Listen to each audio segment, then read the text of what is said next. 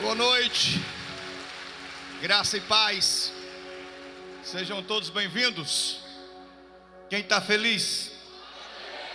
Aguenta um pouquinho de pé ainda, vamos ficar de pé e vamos fazer uso da palavra no livro do profeta Isaías, no capítulo 38, a partir do primeiro verso. Naqueles dias, Ezequias ficou doente à beira da morte. E o profeta Isaías, filho de Amós, foi visitá-lo e lhe disse: assim diz o Senhor, ponha a tua casa em ordem, porque você vai morrer, você não se recuperará.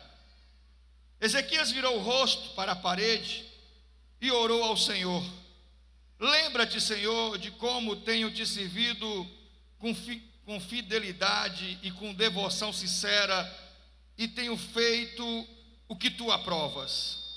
E Ezequias chorou amargamente.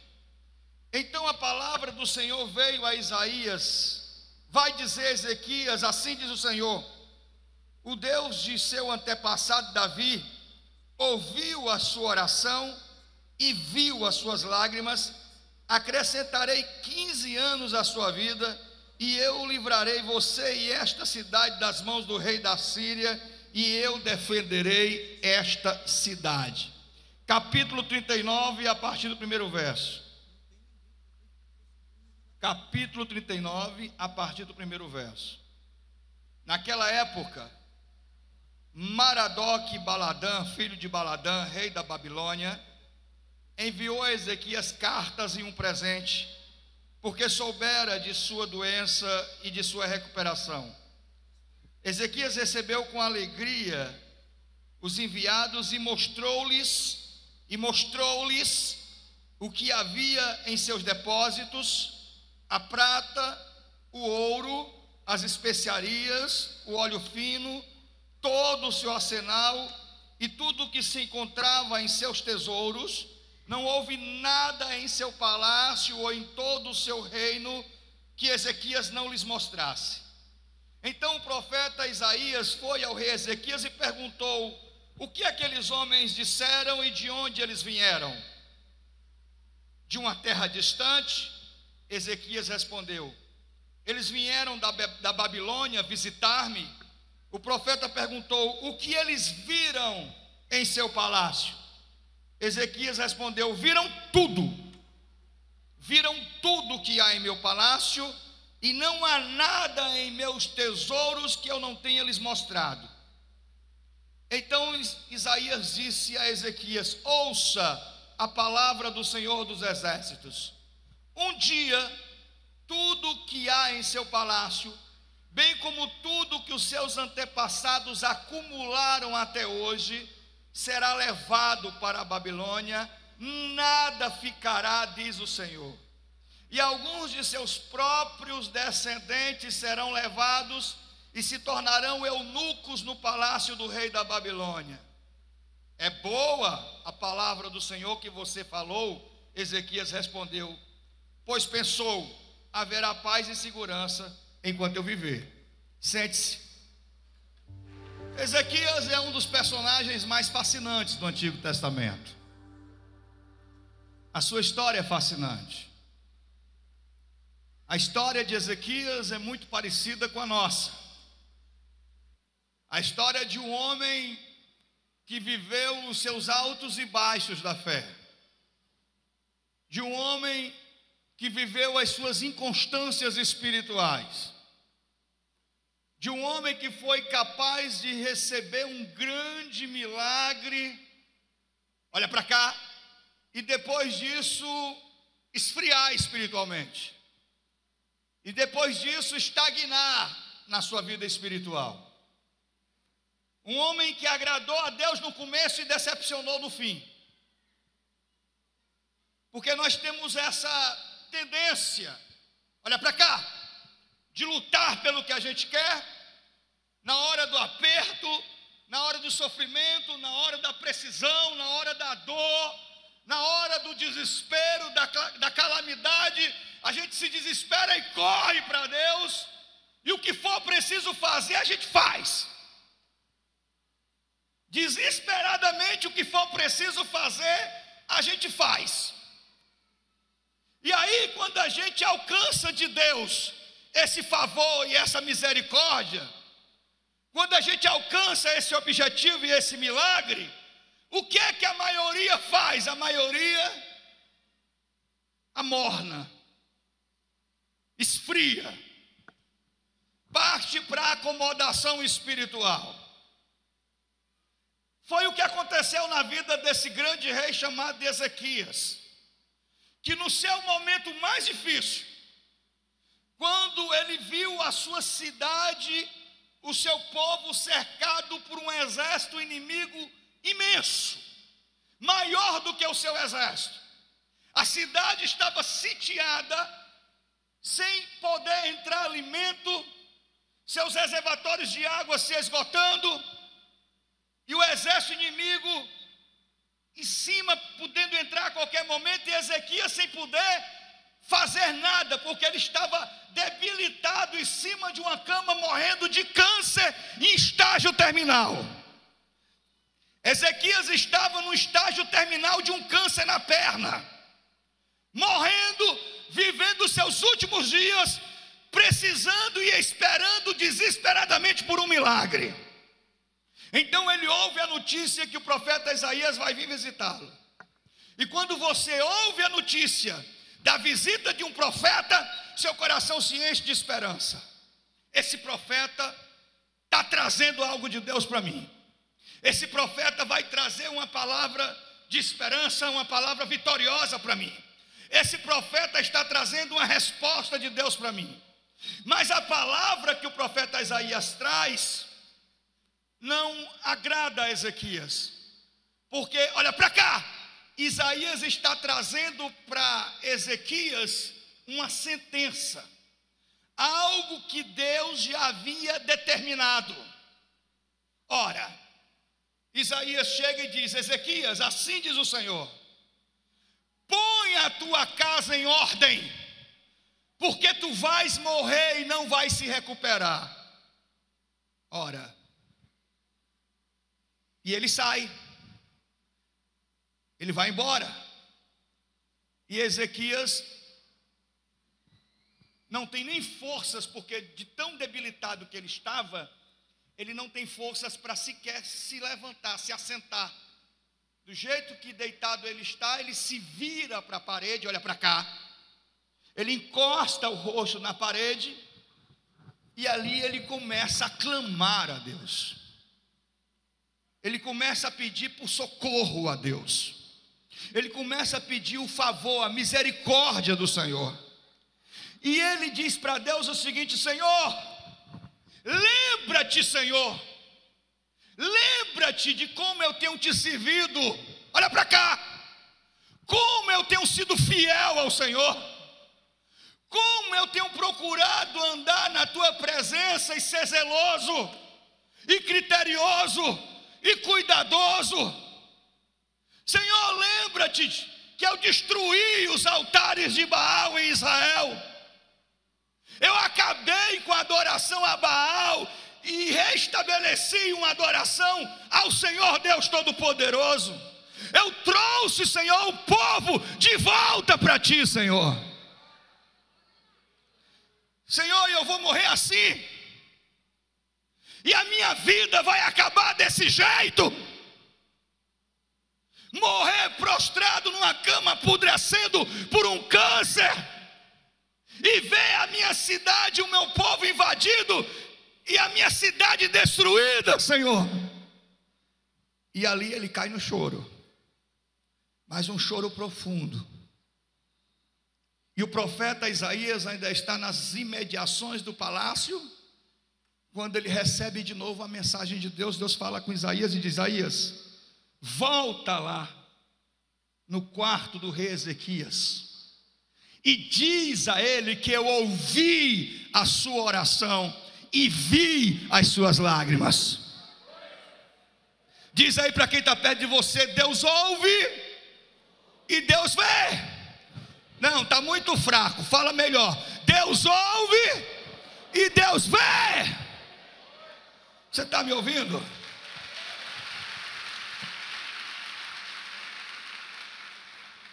Não há dor, não há desespero, não há sofrimento, não há angústia que passe desapercebida aos olhos do Senhor.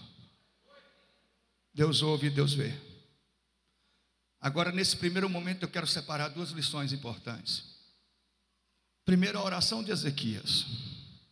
Milagres não se explicam. Não dá para a gente explicar. A ciência não explica o milagre. Ninguém pode explicar o milagre, porque milagre é algo inexplicável. Mas todo milagre tem uma história. Você está me ouvindo? Todo milagre tem uma história. A coerência na oração de Ezequias. A oração de Ezequias não é teatral. A oração de Ezequias não é uma encenação. Não é algo fictício. Ele não está mentindo. Ele se chega a Deus e ele é sincero. Olha para cá. E a sua oração é coerente. Porque ele diz: Deus, me diz se eu não tenho uma história contigo. Me diz se eu não tenho andado na tua presença. Me diz se morrer assim é justo para quem te serve de verdade. Ele desafia Deus. Ele chama Deus para conversa. Então, o que a gente aprende é que Ezequias tinha respaldo. Amém ou não amém? Diz aí: comece a construir uma história com Deus a partir de agora. Comece a construir a sua história com Deus a partir de hoje. Ele estava com a sua vida comprometida. Ele de verdade, se ele tivesse mentindo, ele teria morrido ali. Se ele tivesse mentindo, ele teria morrido na hora. Mas não. E aí eu aprendo que, pergunte aí, você precisa, irmão? Pergunte aí, você precisa de um milagre? De algo grande? De algo extraordinário? Comece a construir esse milagre hoje. Comece a construir a sua história de vida com Deus. A sua experiência de vida com Deus. Para um dia você dizer: lembra-te, Senhor, de mim, como eu tenho andado e vivido na tua presença. Amém? Ouvi a sua oração e vi as suas lágrimas. Diz aí: Deus ouve e Deus vê. Pode orar. Não tenha vergonha de chorar. O problema não é quando as lágrimas existem, o problema é quando elas não existem. Alguém está me ouvindo aqui? Olha para cá. Segundo lição importante é que quando o profeta Isaías volta e diz assim: assim diz o Senhor. Ele acabou de sair e dizer uma coisa, agora ele está dizendo o que ele disse. Então ele diz: assim diz o Senhor ouviu a tua oração e viu as tuas lágrimas. O Senhor acrescentará 15 anos à tua vida. Tu não vais morrer mais, porque o Senhor vai te dar mais 15 anos de vida, e o Senhor vai te livrar de todos os inimigos que estão cercando a cidade, e o Senhor vai defender essa cidade. Então Ezequias, em uma oração, ele muda os planos de Deus.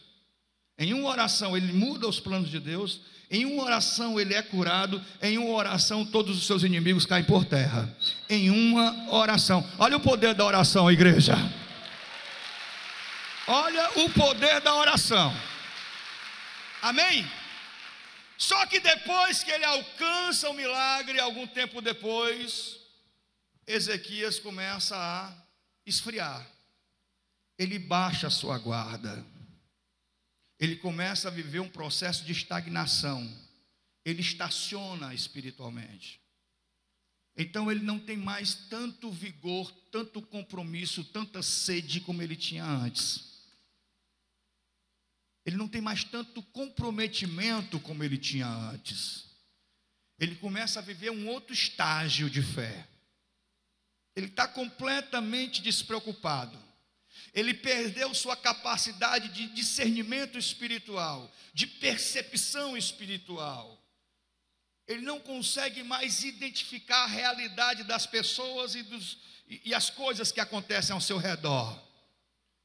E aí ele recebe alguns mensageiros da Babilônia, porque a sua prosperidade e o milagre que aconteceu reverbera, a notícia se espalha para lugares longínquos, e longe as pessoas sabem que o seu reino é próspero, que o seu reino é abençoado, que Deus tem lhe dado vitória em todas as áreas, que ele tem sido abençoado em todas as áreas. Olha para cá! E aí a Babilônia manda presentes e mensageiros. E Ezequias abre as portas da sua casa, recebe os presentes dos enviados da Babilônia, permite que eles entrem na sua casa, e Ezequias lhe mostra tudo. Ezequias mostra o seu ouro, a sua prata, os tesouros acumulados pelos seus antepassados, os tesouros de Davi, os tesouros que Davi acumulou de todos os reis antepassados dele. Ele mostra seus tesouros, ele mostra suas riquezas, ele mostra o seu arsenal de guerra, ele traz para dentro da sua casa e ele mostra tudo. E ele consegue provocar a ira de Deus. Deus se ira com ele. Aí Deus manda o profeta Isaías até ele. E o profeta Isaías chega e diz assim: quem eram aqueles homens e de onde eles vieram? Então ele diz: eles vieram de longe. Eles vieram da Babilônia e trouxeram presentes. E o que tu mostrou a eles? E ele disse: eu mostrei tudo a eles. Mostrei tudo. Assim diz o Senhor: esses que vieram, eles vão voltar um dia. E quando eles voltarem, eles vão destruir tudo. E tudo que você acumulou e que os seus antepassados acumularam, eles vão saquear, eles vão roubar tudo, e eles vão levar para a Babilônia. E os teus filhos, ele vai levar como escravos. Os teus filhos serão escravos na Babilônia, e lá na Babilônia eles serão castrados, serão eunucos, serão castrados, e as tuas filhas serão prostitutas na Babilônia. É isso que vai acontecer. Então ele olha para o profeta Isaías e diz assim: é boa essa palavra, eu não vou mais estar aqui mesmo. Então para mim tanto faz como tanto fez isso aí acontecer. Eu não vou mais estar aqui, eu vou estar morto. E essa palavra mostra a decadência de Ezequias, de não se importar mais. E aí o que é que acontece? E eu queria extrair, eu sei que o tempo não deixa, tinha muita coisa para falar, mas 2 lições. Nem todo mundo que está perto de você quer o seu bem. Você está me ouvindo? Diz aí, tenha cuidado, diga isso: tenha cuidado com o que é seu. Tenha cuidado com o que você conquistou. Porque nem todo mundo que está perto de você quer o seu bem de verdade. Você está me ouvindo? Precisamos aprender a discernir a natureza das pessoas que estão ao nosso redor e ter cuidado com as pessoas que a gente traz para dentro da nossa vida. Diz aí para quem está perto de você: cuidado com quem você traz para dentro da sua vida. Olha para cá, olha para mim. Precisamos estar atentos, porque existem áreas, às vezes as pessoas estão próximas a gente, você pensa que elas não estão observando. Meu irmão, não precisa você ter muita coisa, olha para cá, olha para mim. Não precisa você ter muita coisa para Satanás levantar pessoas com inveja de você. Você está me ouvindo? Não precisa você ter muita coisa para o inimigo levantar pessoas com inveja de você. Vixe, mudou de carro. Trabalha onde para mudar de carro? Quanto é que ganha? para mudar de carro. E você já viu as roupas que a mulher veste? Você pensa que as pessoas não estão observando? Você pensa que é todo mundo que se alegra com as suas conquistas, com as suas vitórias? Às vezes as pessoas te abraçam, sorriem para você, mas tenha cuidado. Alguns abraços são abraços de tamanduá, abraça pela frente e as unhas entram pelas costas. Tem gente que às vezes entra na sua casa e vai ver até o que é que tem dentro. Tem água aqui só para olhar o que é que tem na geladeira. Só para olhar o que é que tem na geladeira. Olha para cá. Não é todo mundo que quer seu bem, não. E aí a gente não pode viver paranoico, desconfiando, maldando ou fechando a vida. Não estou falando disso. Mas é discernir com quem você se envolve, quem é que você está trazendo para a sua vida, com quem você está fazendo amizade, com quem você anda. Que tipo de pessoa você está abrindo o seu coração, falando da sua intimidade, contando os seus problemas. Não é para todo mundo que você pode falar da sua vida. Pare, olha para cá, pare de desabafar em rede social. Tem gente que fica desabafando em rede social. Hoje as pessoas vivem com a vontade de aparecer. A pessoa quer aparecer a qualquer custo. Tudo que faz, eu não sei que necessidade é essa. Que absurdo é esse, que paranoia é essa. Tudo que faz tem que postar. Tudo que faz tem que postar. Estou aqui no banheiro fazendo cocô. Tem que postar. Se viaja, posta. Aí posta que está viajando, os ladrão entra na casa. Posta que está fazendo isso, posta que está fazendo aquilo. E a mulher que postava, criança de 8 meses, postava na pracinha todo dia. Um dia pararam o carro e levaram a criança dela. A gente tem que estar abrindo as portas da nossa vida. Para todo mundo você conta o seu problema. Todo mundo da família sabe do seu problema. Às vezes a pessoa é da sua família, mas ela não tem preparo, amadurecimento espiritual para ouvir e para aconselhar você da maneira certa. Tenha cuidado para quem você conta a sua vida. Alguém está me ouvindo aqui?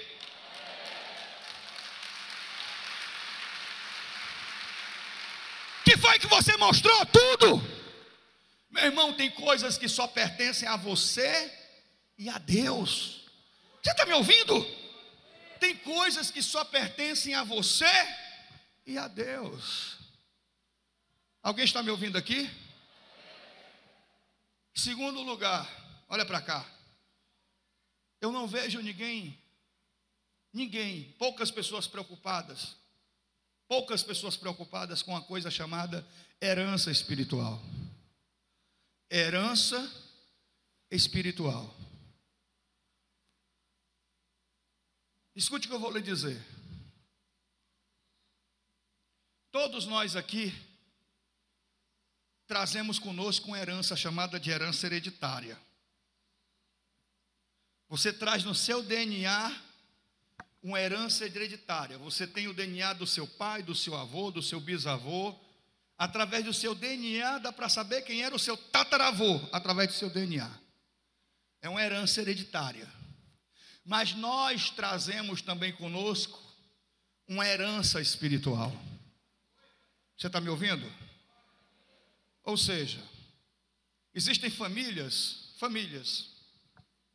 que naquela família nenhum casamento deu certo. O casamento da tataravó não deu certo. O casamento da bisavó não deu certo. O casamento da avó não deu certo. O casamento da filha não deu certo. Existem famílias que o tataravô era alcoólatra, o bisavô alcoólatra, o filho alcoólatra, o neto já é alcoólatra também. Existem famílias que gerações da família antigas estão envolvidas com bruxaria, com feitiçaria. E pessoas aqui que nem sabem que quando eram crianças foram consagradas em centros de feitiçaria, em centros de feitiçaria, de bruxaria. Uma tia te levou lá, uma avó, um parente te levou lá, e lá você recebeu passe e foi consagrado, e não sabe por que essa pessoa hoje é perturbada, porque sua mente é confusa, porque nada dá certo na sua vida, porque sua vida é uma desgraça, e essa pessoa nem sabe que está trazendo com ela uma herança espiritual. Que quando você entrega a sua vida para Cristo e confessa a Ele de verdade, a Bíblia diz que Ele levou naquela cruz todas as nossas maldições. Quando você entrega a sua vida para Jesus, essa maldição é quebrada, ela cai por terra. Você está me ouvindo? Escute. Olha para mim. Olha para cá. Mas aí tem uma coisa. Nós fomos levantados por Deus como profeta para a nossa família, como sacerdotes para a nossa família. Você está me ouvindo? Então eu me lembro quando eu morava lá na Leste-Oeste. Eu morava na casinha de cima e meu avô morava na casa de baixo, o seu Lecepe. Seu Lecepe já estava bem velhinho. Seu Lecepe, quanto mais envelhecia, mais ele buscava a Deus. A velhice do meu avô foi de joelho nos pés do Senhor. Então eu às vezes descia, porque o meu avô todo dia ele comia um pão molhado com caldo de carne. Ele molhava o pão com caldo de carne, deixava em cima da mesa, e eu ia lá e pegava. Mas ele sabia que eu roubava todo dia aquele pão com caldo de carne. Ele já deixava ali de propósito. Então todo dia eu descia. E eu desci uma vez e encontrei meu avô de joelhos orando, chorando e dizendo para Deus: Deus, eu sei que a minha partida está próxima. Eu sei que eu ainda não vou passar muito tempo por aqui. Deus, cuida das minhas filhas. Cuida dos meus filhos. Senhor, cuida dos meus netos. Senhor, que a minha família não se esqueça de Ti, que eles continuem na Tua presença. Senhor, eu entrego as minhas filhas, eu entrego os meus netos e coloco os meus netos nas Tuas mãos. Eu vi o meu avô se despedindo, ele orando, e ele consagrando a sua família ao Senhor. O meu avô estava deixando uma herança espiritual. Ele estava marcando a nossa vida. Ele estava consagrando a gente ao Senhor. Hoje eu estou aqui. Amém? E é isso que Deus espera de você. Ezequias, esse rapaz é meu filho. E eu dizer para Deus: Deus, eu não me importo se meu filho virar um marginal, se meu filho virar um bandido, se ele virar um criminoso, um viciado, alguém decadente, destruído. Eu não me importo, eu não vou mais estar aqui mesmo para ver. Que pensamento imundo é esse de Ezequias? De dizer: tudo bem, o que Deus falou, eu não vou mais estar aqui, tanto faz como tanto fez. Não! Amém? Eu não vou estar mais aqui, mas eu quero que as pessoas que eu amo fiquem bem. Alguém está me ouvindo aqui? Diz aí: um dia você não vai estar mais aqui, mas cada promessa de Deus vai se cumprir na sua vida e na sua casa, em nome do Senhor Jesus.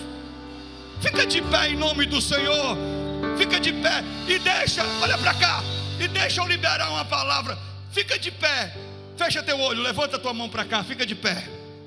Fica de pé. Fica de pé. Aponta a mão para mim e fecha teu olho. Deixa eu liberar uma palavra profética para você. Escute o que eu vou lhe dizer. Os teus olhos não se fecharão definitivamente até que cada promessa de Deus se cumpra na sua vida e na sua casa, em nome do Senhor Jesus.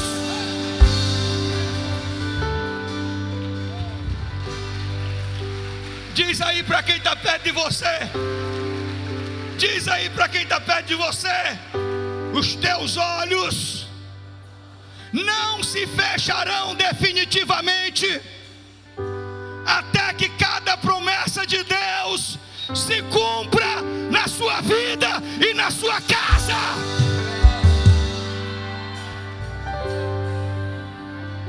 Agora, de olhos fechados, se vire para frente da sua casa.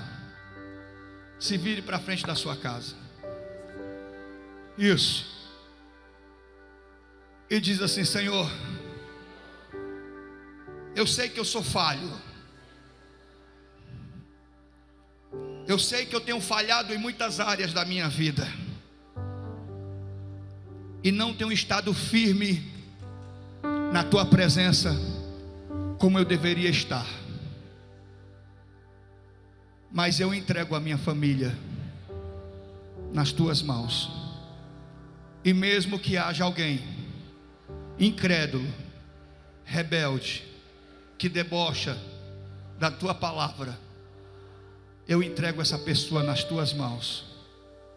E eu coloco essa pessoa e a minha família debaixo de cobertura espiritual. O inimigo não vai destruir a minha família. Eu repreendo, Senhor, o espírito da morte, toda cilada, toda orquestração maligna, eu desfaço agora. A minha casa te pertence, a minha família te pertence.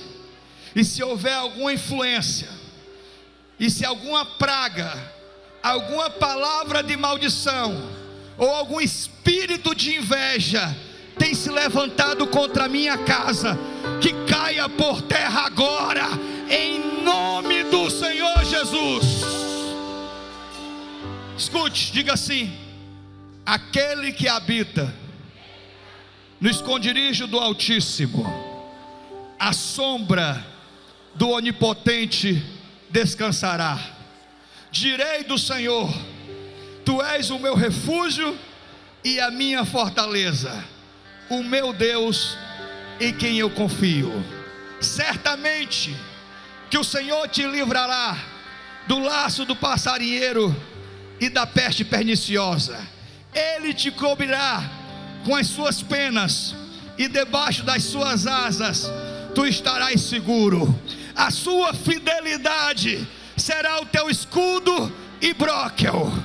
1000 cairão a teu lado, 10.000 à tua direita, mas tu não serás atingido.